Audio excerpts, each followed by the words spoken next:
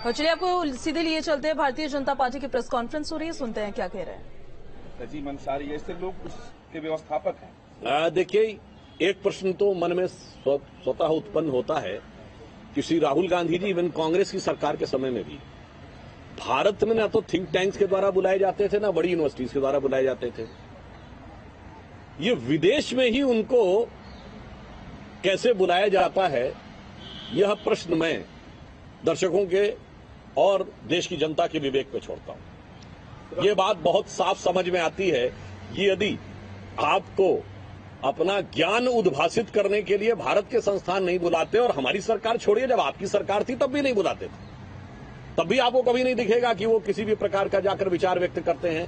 फिर ये विदेश में कौन से संस्थान हैं, उनको कौन से लोग प्रायोजित करते हैं, और फिर ये कौन सी नियोजित भाषा का आप प्रयोग करते हैं, मेरे विचार से देश इस बात को समझता है। और जहां तक आपने चाइना की बात कही, तो मैं कहना चाहूंगा कांग्रेस के लोगों से, मान्यवर, इतना तो जो लिखा है सामने समझिए। गलवान में हमारे 20 सैनिक बलिदान हुए बगैर एक भी गोली चले, हाथ की फाइट में। आप कभी कल्पना कर सकते हैं 20 लोगों की मृत्यु हो जाए हाथ गुत्थम गुत्था वाली फाइट में, और दूसरी तरफ से एक भी व्यक्ति घायल ना हो।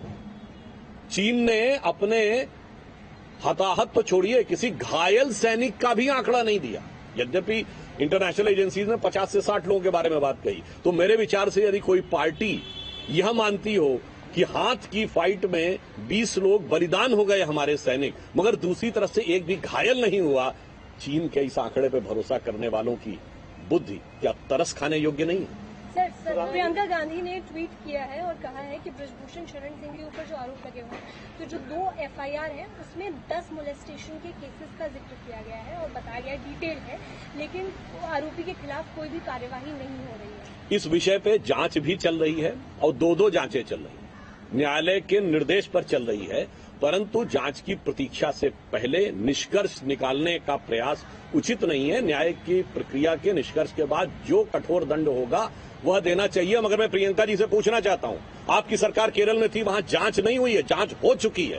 केरल STF की जांच कोर्ट में सबमिट हो चुकी थी।